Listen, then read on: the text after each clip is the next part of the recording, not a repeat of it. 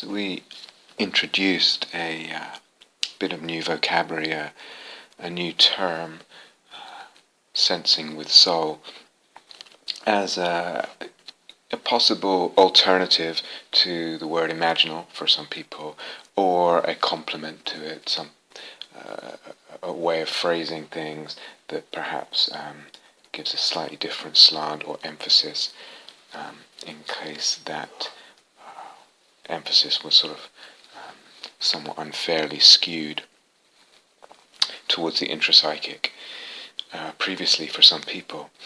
And we said that sensing with soul, we could say, just means sensing, engaging the senses, being involved with our senses as human beings in ways that support, open, and kind of fertilize or bring soul-making. Sensing with soul is just sensing in ways that are soulful, that bring soul-making. And we said that this business, to sense with soul, I would say, is so potentially important, vitally, crucially important for our being in the world, for how we relate to existence, for how we relate to our the gift of human life, how we relate to each other, how we relate to time, how we relate to nature and the planet, and also that the environmental challenges, grave environmental challenges that we face as species at this point, as do other species. So for me, there's something here in this whole business that we're trying to get at and trying to shine lights on from different directions that's, as I said, vitally important, meaning to do with life, crucially important, means there's a crossroads here. We can relate to our senses in ways that close certain doors, open doors that we may really not want to open and go down, that may have grave consequences or limiting consequences. Or we can find ways to relate to senses that actually open up gift and grace and beauty and soul. And so I want to dwell a little bit less on giving examples and just a little bit again on understanding what are we getting at here, what's involved, why is this so important. Understanding the concepts involved allows that vitality to be to come forth, to come through in our relating to the world. It's actually understanding that can provide a kind of robustness to this whole endeavor, to this whole exploration, a robustness to our experiences.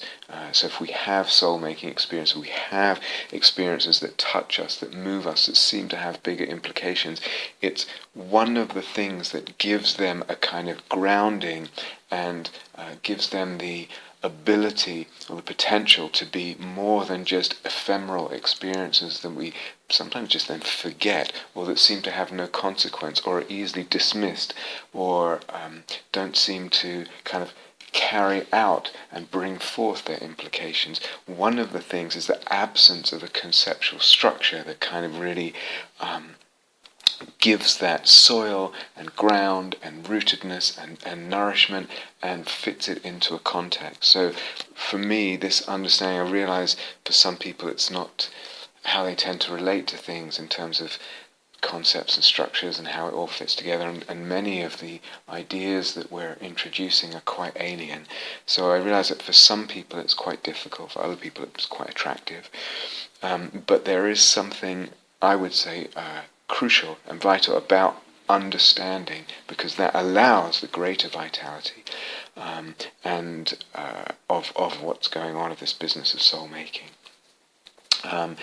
it allows and offers robustness, durability, fertility to the whole project, the whole exploration. So I want to just dwell just a little bit on some of the concepts involved. Sensing with soul, we said, was sensing in a way that was soul-making. Now, why do we call it soul-making? Because, as I said, the word, if we define sensing with soul that way, it just begs the question for someone listening, well, what do you mean by soul? What do you mean by soul-making or soulfulness? So why do we call it soul-making? What is made? What is the making? What is soul-making?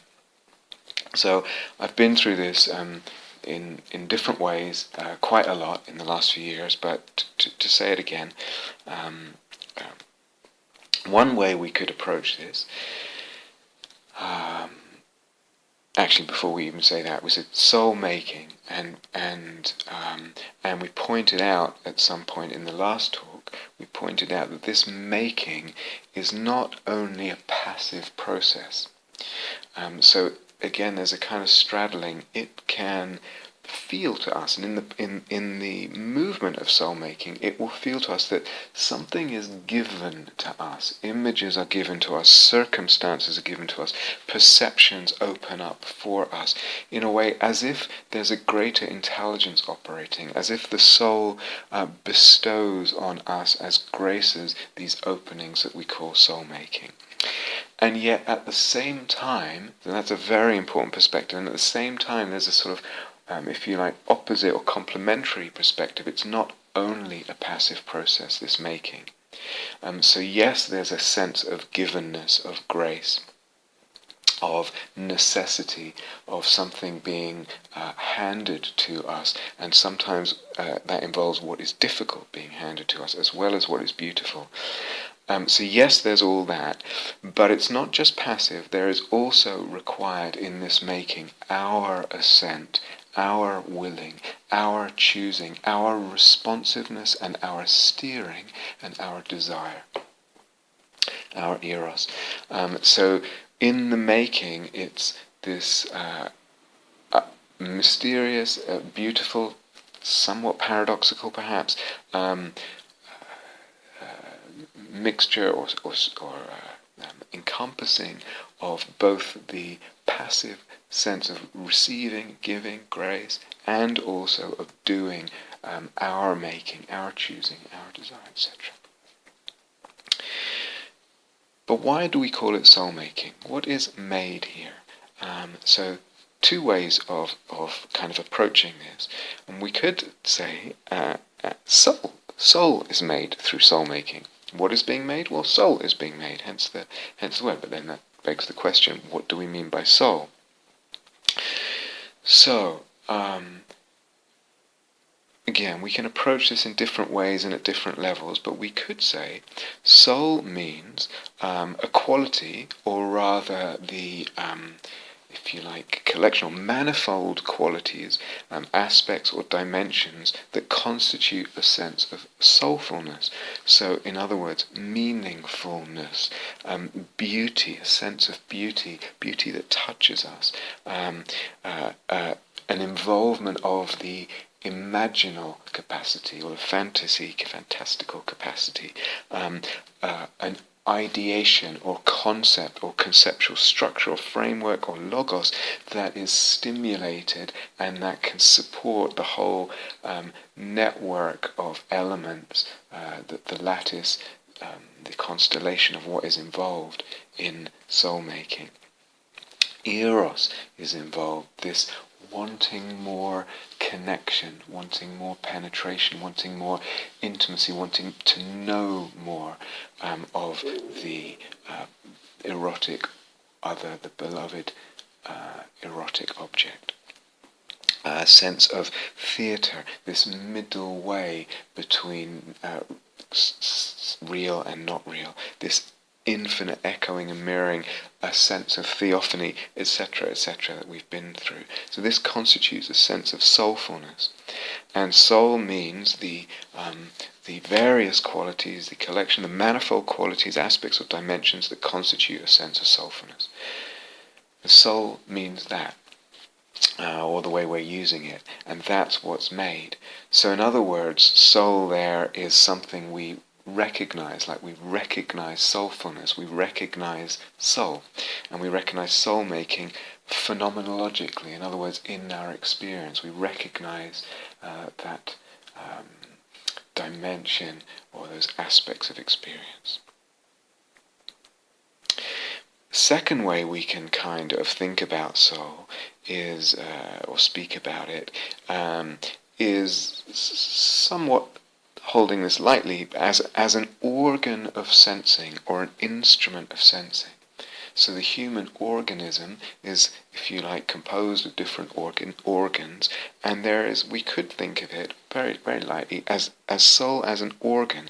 It is that, if you like, in us, or perhaps which we are in, that which senses, which again includes thinking and imagining, that which senses in ways that bring and increase and open a sense of soulfulness. Soul is that organ that senses in ways that open, support, and deepen a sense of soulfulness.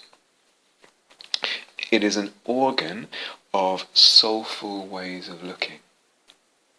Soul is an organ of soulful ways of looking.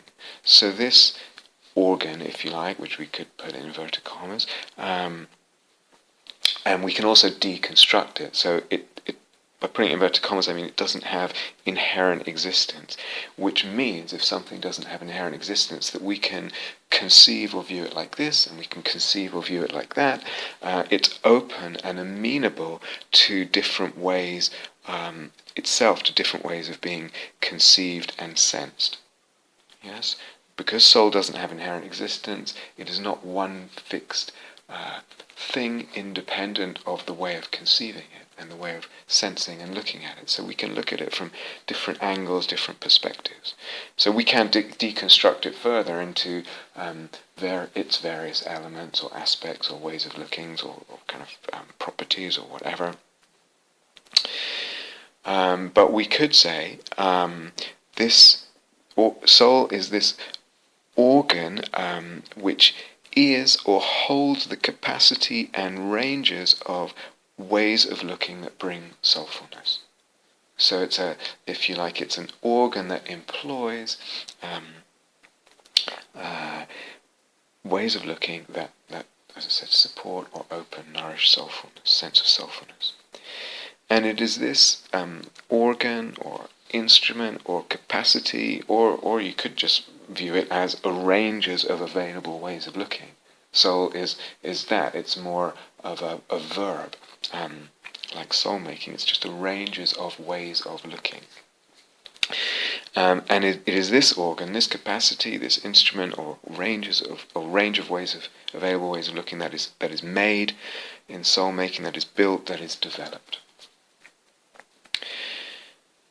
So just right there, there's two kind of ways of kind of seeing what we mean by soul, or conceiving what we mean by soul. The first is a kind of, as I said, a kind of phenomenological recognition. It's an object or experience. We have the experience of this kind of theophany or beauty or meaningfulness. And the second is the kind of if you like, imputed subject of that range of objects or experience. This, as I said, organ of ways of looking that brings soulfulness. And we can conceive of it as kind of a object, if you like, or kind of a subject, or both. Soul, in its activation into the soul-making dynamic of eros-psyche-logos, which we'll review in a minute, soul makes, in other words, it creates as well as discovers soulfulness, and it creates and as well as discovers, it makes soul capacity and soul sensing. Yes, so soul is that capacity to sense, that ability to sense in in a soulful way, in ways that bring soulfulness. So it makes the objects, the aspects and dimensions of objects, the subject, the self, the world, in cosmopoesis, in sense of divinity, with eros, with dimensionality, with beauty, etc., etc. It makes and creates and opens all that up in the very sense of the fabric, the texture of existence, and the sense of what our existence is. And all that is why that's so important, because that has enormous implications for how we live, how we relate to our life, death, and the world around us. It is this openness of and potentially increasing capacity to make soul that is, and which means to sense in those ways, that is so important. Now, as we just mentioned, soul has one other way of amplifying what's happening in the soul-making dynamic is that it has elements, and one way of breaking up the elements is to say that eros and psyche and logos are always involved when there is soul-making, are always involved when there is sensing the soul, always involved in the imaginal perception. And what that means, we said eros is this wanting more connection, wanting more contact, wanting more penetration, intimacy, opening to the erotic object, whatever that is, whatever that erotic object is, what we might call the beloved other. We talked a lot about eros. And psyche, we said one definition of psyche in this sense was that it's the imaginal faculty. So the sense of image, of sensing with image, if you like. And logos, we said, was the conceiving, the notional ideation or whole conceptual framework that was operating at any time with a perception. So that all these factors are involved when there is a sensing with soul. There has to be eros, there has to be the image has to be involved, imaginal image, and also some kind of ways of conceiving that support that deepening movement and that sensing with soul, with all the elements of what we call the elements of the imaginal constellation, the elements of soulfulness that we've enumerated. In the soul-making dynamic, what we were calling the soul-making dynamic, or the eros-psyche-logos dynamic, these elements of eros-psyche-logos interact with each other, they get involved with each other, woven into each other in ways that stimulate their mutual feeding, mutual expanding, enriching, complicating, deepening, and widening. This can happen in many ways. One of the most obvious ways that it happens is because eros, if you heard in the definition, it has that more in it. It wants more.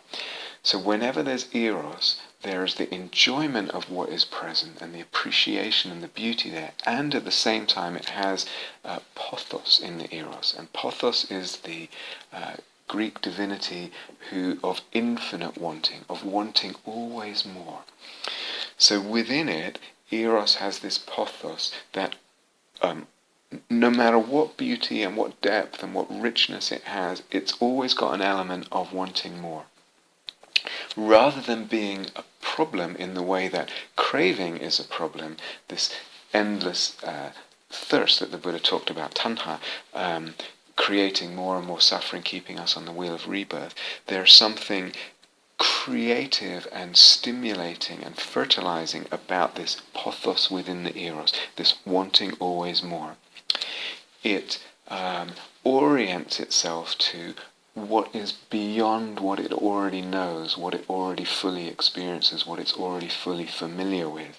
It, if you like, discovers beyonds. It also casts out and creates beyonds. And it sets itself in relation to, an erotic relation of longing, if you like, or just desire, or impetus, or dynamic towards that beyond. In doing so, it then finds, creates and discovers more beyonds in the sense of what is going on, in the sense of the object. The imaginal sense of the beloved other is deepened, widened, given more aspects and dimensions. All this is created, discovered, also in the self, in that imaginal constellation, and then in the world. So eros, because of the pothos, always constitutes a beyond, and that beyond, it wants to move into, it wants to penetrate, it wants to open to what is more, and that engages and stimulates and fertilizes the whole eros-psyche-logos dynamic. When there is more beyond than perceived, then we could say the image is enriched, and then that greater image, the greater beauty of it, and dimensionality and aspects and complexities of it, it stimulates more eros, etc. And then at some point, maybe the whole idea of what is going on here, what am I in relationship to, who is this that is in relationship, what is myself, what is the soul, what is this looking, what is this eros, what is this world around that I perceive, the whole idea, not just the sense or the image, the imaginal image of all that, but also the whole idea, the notion, the logos of all that also gets stretched. It has to get stretched. So either our previous ideas are shattered and they get reconstituted, if you like, in a larger way that can encompass what we're experiencing, or they just get stretched gradually in this whole gradual movement of the soul-making dynamic. So this can be very, over time, either at sudden junctures where there's a kind of breaking of the vessels, or much more gradually in this kind of elastic stretching over time. So just to point out something there, in this beyond, eros has an element of impetus to transcend. But the impetus to transcend can be, as we've pointed out a lot in previous retreats, the impetus to transcend can be beyond the appearances, beyond the object, or it can be a transcending in the sense of transcending what, just the limitations of our idea and image of what we are presented with, what we're encountering.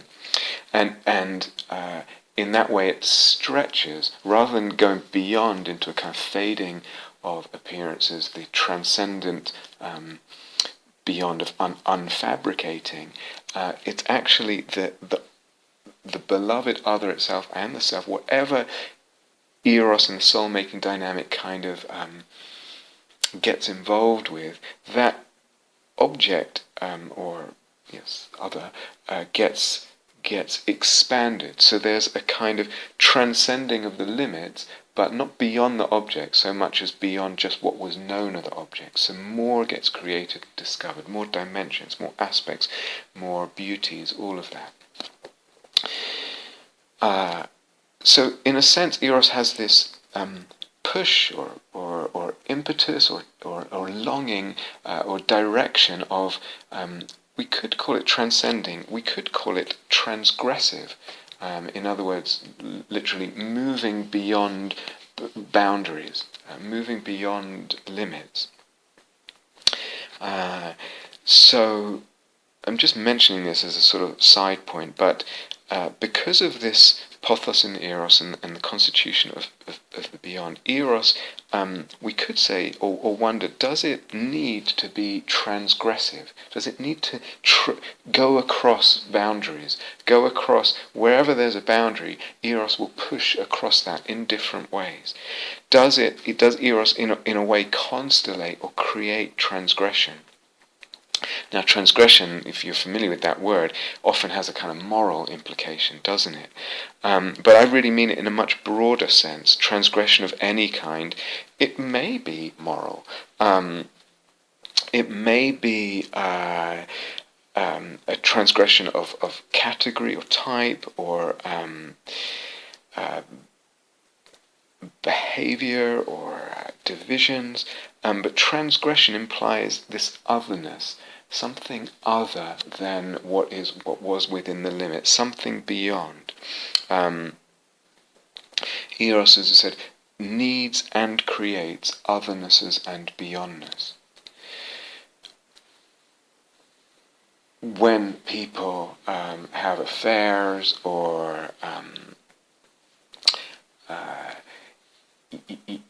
find themselves drawn to or attracted or they can only be kind of sexually or romantically stimulated in certain conditions or environments, or when something's happening that's a little taboo, that's a little transgressive or a lot transgressive in the moral sense. I wonder whether what's really part of what's really happening there is it's this natural impetus of Eros to constellate a beyond, which it then wants to explore and dive into and open to. It wants to, or it does need and constellate a transgression, but that transgression is actually potentially much bigger if we allow ourselves the whole involvement of psyche and logos, the imagination and the logos, and dimensionality and all that. So it's perhaps a kind of limited or constrained or thin manifestation of a movement, of a transgressive movement and impetus in Eros, which is really, as I said, a thinner and poorer and limited manifestation of something much larger and more essential and much more potentially fruitful.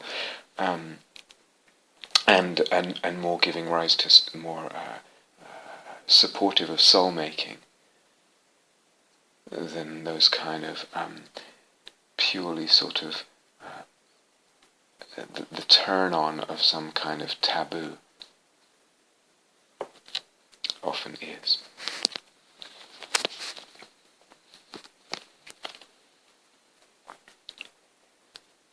So again, I'm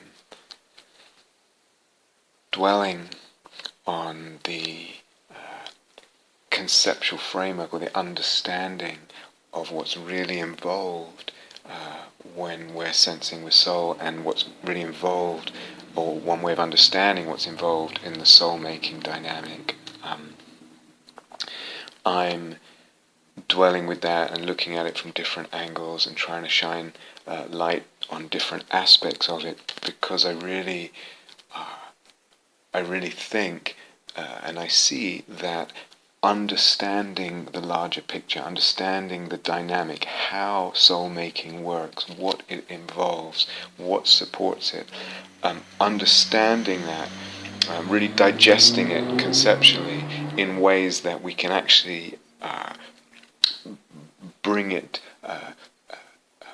engage it in our practice and in our experience, that understanding of the dynamic will be so helpful, so fruitful, really gives the whole movement of soul-making much more power, range, fertility. Also, it brings a beauty in itself. We see the whole thing when we understand it more. As we understand it more, the whole thing emerges to us, or is revealed to us, as something of much more power and beauty and consequence. So that's why I'm dwelling a little bit on these elements of the dynamic.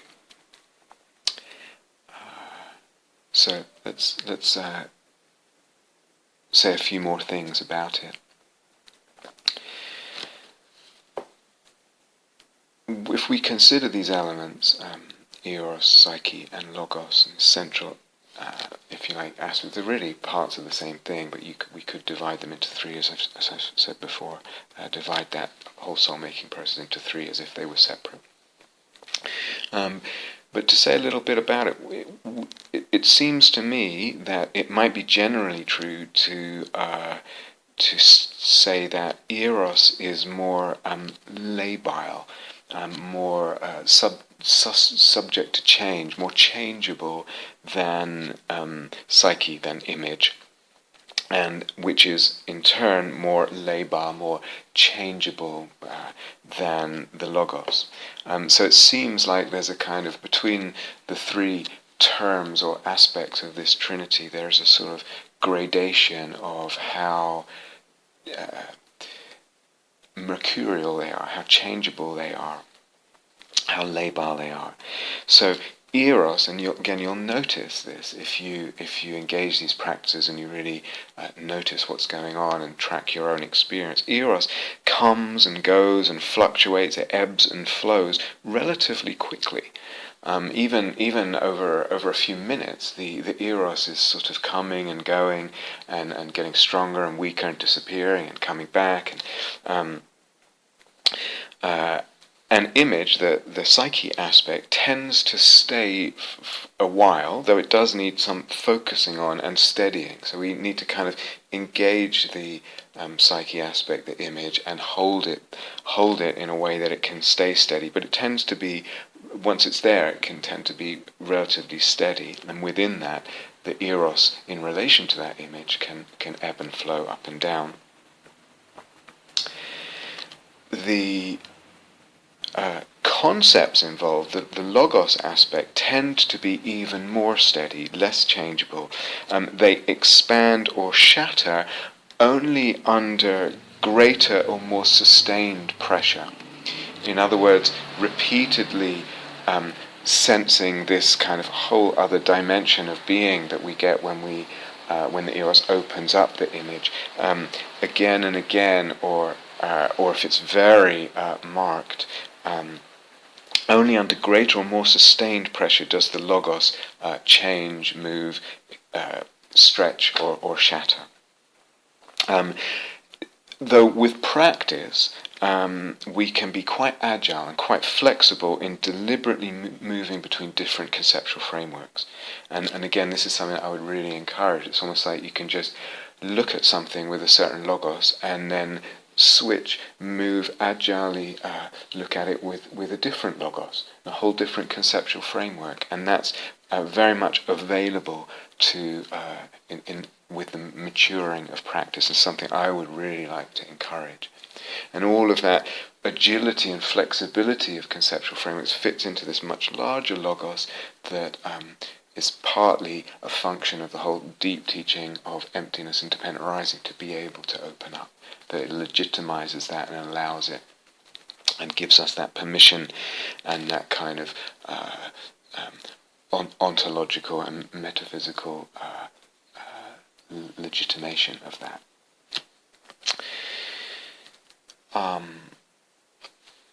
Okay, now again, if we just dwell with this trinity and the eros-psyche-logos and the dynamics involved in that, and just say a bit more about logos. The logos in the soul-making dynamic, in the eros-psyche-logos dynamic, doesn't expand only when the sense of the image or the sense of the self expands, when the psyche expands.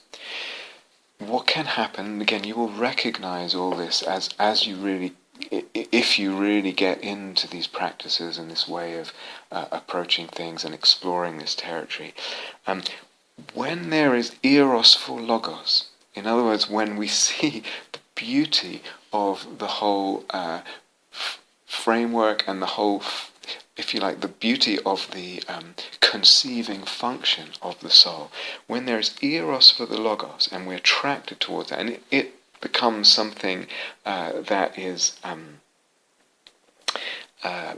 beautiful, attractive, has a beyond to it, divine dimension, has dimensionality. When there is eros for logos, the logos is ignited through that eros. And this igniting of the logos engenders more creation and discovery of new concepts and new conceptual frameworks. You understand? So it's not just through the psyche. There can be a direct erotic connection with logos itself, with the whole conceptual framework, but also with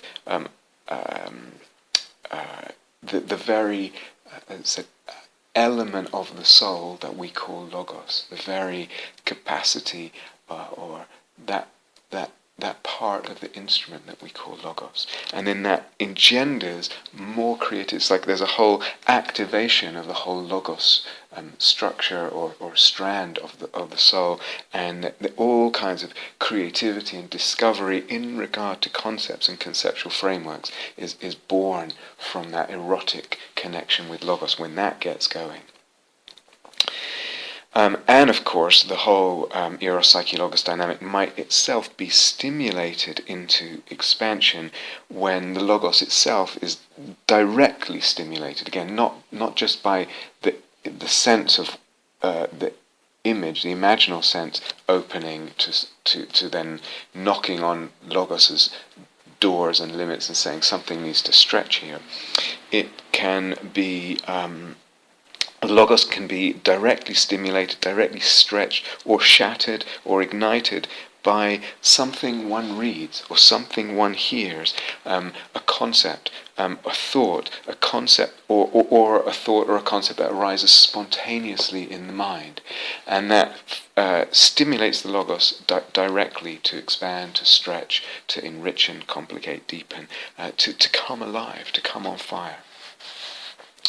So there are different ways, perhaps different styles that each of the elements of this trinity sort of operate under, but also different ways in.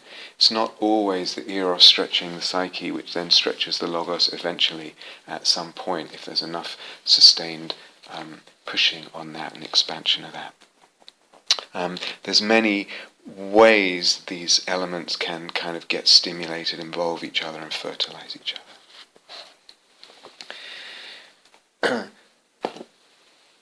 So we could say, and I think it's pretty fair to say, soulmaking's it's complex. So what we're trying to unfold here in this kind of vision or logos or conceptual framework of the whole business that we're talking about is complex. It's not easy to understand, and it's not easy to explain either, and sum up in a nutshell, and it's quite foreign, it's quite alien to our usual ways of thinking in modern society. And I would also add probably the way we're conceiving it would be alien to ancient and pre-modern societies as well. And in somewhat light-hearted justification of this difficulty, I quote Richard Feynman, the Nobel Prize-winning physicist, quite a character and a beautiful spirit, and he won a Nobel Prize for his pioneering work on quantum electrodynamics. And the day he won, that was informed that he'd won the Nobel Prize, the phone doesn't stop ringing, and all these reporters flock to his house, and they want an interview and photos and the rest of it. And so there's this one reporter comes to him and sticks a microphone under in his face and says, Professor Feynman, can you explain your theory in 5 minutes for our audience or whatever? And Feynman looks at him and says, do you think that if I could explain this theory in 5 minutes that it would be worth a Nobel Prize? So some things are complicated, are unusual in terms of the way they stretch the thinking, are difficult to explain, and can't necessarily be summed up very simply until one has the sort of the familiarity and the experience with the terms, and then you can kind of sum things up in a nutshell. So it would probably be the case that Feynman might have been able to explain his theory when people were already relatively familiar with it. But then there's a lot being implied in the word spoken. And I'm pretty sure that I must have said in the past, but I'm going to repeat it now, just about sometimes, I've said a couple of things or a couple of directions into potentially defining what we mean by soul earlier in this talk, but also I sense this is a repeat, and if it's not, it's really important that I'm saying it now. It's even important to repeat it.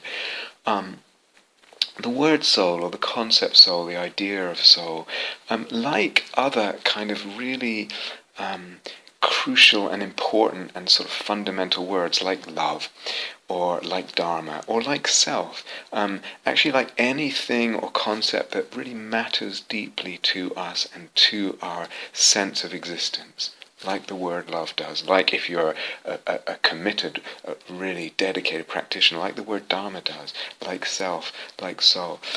In a way, they're kind of undefinable, and they need to retain a certain dimension of undefinability. That is, they need not.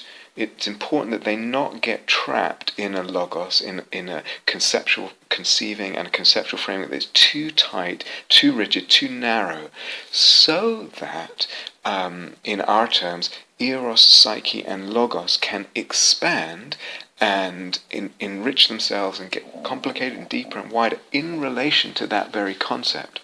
In other words, soul-making can happen in relation to soul, so that the very idea, the very concept of soul is something that soul-making gets hold of and expands. Why? Because it's expanding the logos. It enriches, deepens, widens, stretches, shatters, opens, complicates that very concept. Do you understand?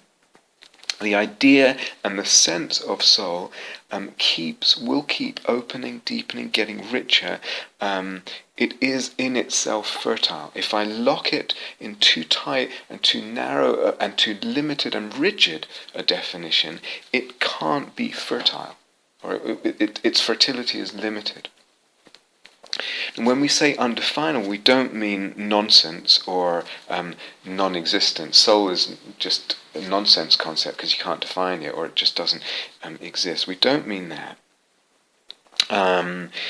And nor do we mean that realizing its undefinability, we then think that that implies or kind of suggests that we just shrug and turn away from the idea of soul because it's just a kind of silly concept, because it's not strictly and rigidly and tightly and precisely definable. Actually, just the opposite. It's kind of, if we like, we have defined it with quite a lot of words and from a few different perspectives, but it's, if you like, ultimate undefinability. It opens or furnishes space for a kind of never-ending creativity of exploration. It allows this never-ending creation and discovery in the exploring, in the conceiving, in the logoi, and it's this never-ending exploration that is soul-making and is fertile. Yes.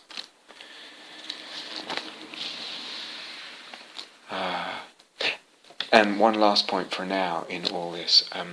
We have said, again, it's a repeat, but it's important to say that as soul-making gets going and there's the fertility of the eros-psyche-logos dynamic and the discovery and the creation of beyonds and more dimensions and more sensitivities and discernments in both the image and in the sense of eros and in ideas themselves, in the element of logos. That creation and discovery essentially makes in the making of soul, more distinctions are made. They're made to perception, they're made to conceiving, they're made to nuance, they're made in the realm of emotion. And so making distinctions is part of what happens in soul making. It's an element. We get more, the whole thing gets more nuanced. We discern between this and that. So for example, between eros and craving. Many, just, if you like, an infinite sort of birthing, creating and discovering of distinction making, discernment making, not purely conceptual, also in the body, in the ways we relate to and with the body, in the very sensitivity of the psyche and the consciousness and the organism and the sensing, and also in the concepts. So soul making brings distinctions, and certain distinctions also, making distinctions also opens up and supports the possibility, fertilizes the possibility of soul making. So that, for example, again, the distinction between eros and craving is supportive of the whole endeavor of soul making. If we just limit desire to it's all craving, which is way too simplistic, that won't serve soul making. Or even if we just limit it, as talked about in it's just either unskillful desire, craving, or it's a skillful desire, kusala desire, chanda, for the elements of the Eightfold Path or the factors of awakening, etc. That too is not a fine enough, a nuanced enough distinction to support the conceptual elements and the experiential elements that are part of soul making. So soul making engenders the making of distinctions, discernments, fine discernments, all kinds of discernments, all kinds of levels and aspects of our being. Soul making involves making discernments and distinctions, delineations, and certain delineations, distinctions and discernments support and open and fertilize and catalyze soul making. Catalyze this process of creation and discovery.